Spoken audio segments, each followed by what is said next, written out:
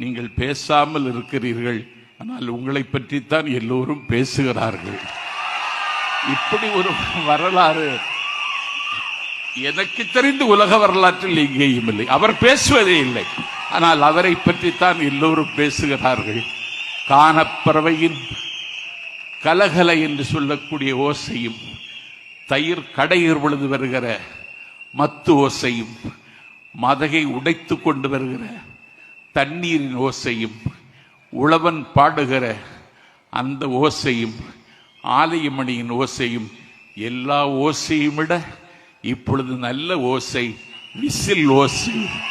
இந்த ஓசையை எல்லா திசைக்கும் ஆசை ஆசையாய் கொண்டு சேர்ப்போம் என்று சொல்லி வாய்ப்பை தந்த தலைவருக்கு நன்றி சொல்லி விருப்பமில்லாமல் விடைபெறுகிறேன். நன்றி, வணக்கம்.